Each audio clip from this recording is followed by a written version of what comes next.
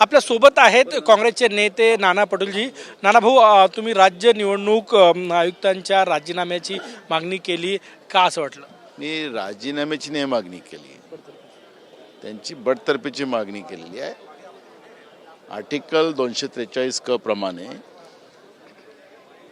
विधिमंडळामध्ये त्या पद्धतीचा प्रस्ताव आणून तो प्रस्ताव केंद्र सरकारकडे पाठवून त्यांना त्या पदातून त्यांना पदमुक्त करता येतं, अशा पद्धतीचा अधिकार आहे. कुठल्याही संविधानिक पदावर बसलेले व्यक्ती आपल्या पदाचा दुरुपयोग करत असेल तर त्याला संविधानाने त्याला त्या पदावरून काढण्याचा अधिकारसुद्धा दिलेला आहे. पण विधानसभा अध्यक्षांनी जी काही भूमिका मांडली आणि आपला निर्णय दिला, म्हणून आम्ही सांगितले की तुम्ही जो निर्णय दिलेला आहे त्या निर्णयाची कॉपी आम्हाला द्या. आम्ही त्या निर्णयाला तपासून त्याची पुन्हा भूमिका आम्ही सभागृहात मांडू. त्यांनी सांगितलं आम्ही कॉपी तुम्हाला देतो. अजूनपर्यंत मला कॉपी मिळाली नाही. पण हा विषय आम्ही सोडणार नाही, कारण की अखेरी ज्या पद्धतीनं स्वतः मुख्यमंत्र्यांनी मान्य केलं, मुख्यमंत्र्यांनी मान्य केलं की या पद्धतीच्या निवडणुका प्रक्रिया होत नाही. आत्ता नागपूरचे आज वोटर लिस्ट जाहीर करत होते, त्यांनी सांगितलं की आज नाही, आता 15 तारखेला करू. तर या पद्धतीचं जे कोणाच्या दबावाखाली काम करतात आहेत की नाही करत आहे, मी आज त्याच्यावरची प्रतिक्रिया देणार नाही. पण जे चाललेलं आहे निवडणूक आयोगाचं ते चुकीचं चाललेलं आहे आणि जे काही मला अधिकार होते त्या अधिकाराचा वापर मी विधानसभेत केलेला आहे.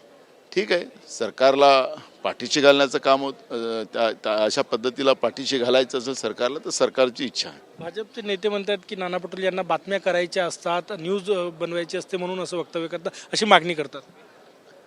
आता भाजपच्या नेत्यांच्या बद्दलचं काय करावी हेच मला कळत नाही. त्यांचे मुख्यमंत्री लाडके ते स्वतःच म्हणतात मी पहिल्यांदा असं पाहतोय. मग ती बातमी करायसाठी केली होती का? त्या प्रश्नाचं उत्तर भाजपच्या नेत्यांनी द्यावं. आखरी जे काही चाललेलं आहे ते लपलेलं नाही आहे. त्याच्यामुळे जे काही अधिकार मला संविधानाने दिलेले आहे त्या अधिकाराचा वापर मी करतोय. वेगळा प्रश्न, आज भाजपच्या 2 आमदारांनी अजितदादा गटाच्या अर्थ खात्यावर आरोप केलेले आहे की निधी दिला जात नाही, 4-5 महिने झाले फाईलवर सह्या होत नाही म्हणून. मुद्दा असा आहे, आता मी उद्या विधानसभेत मांडणार आहे, रवी भवनला जवळपास 95 कोटी रुपये या लोकांनी खर्च केले. एक मंत्री तिथे राहत नाही, सगळे 5 स्टार हॉटेलमध्ये राहतात. पैशाची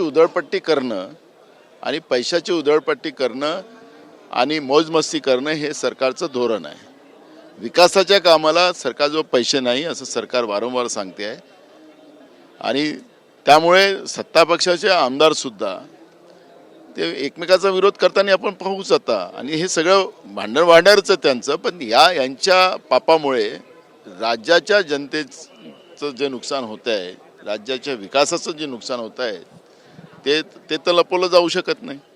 खूप खूप धन्यवाद. कॅमेरामॅन रोहनसह गजानन उमाटे, TV9 मराठी, नागपूर.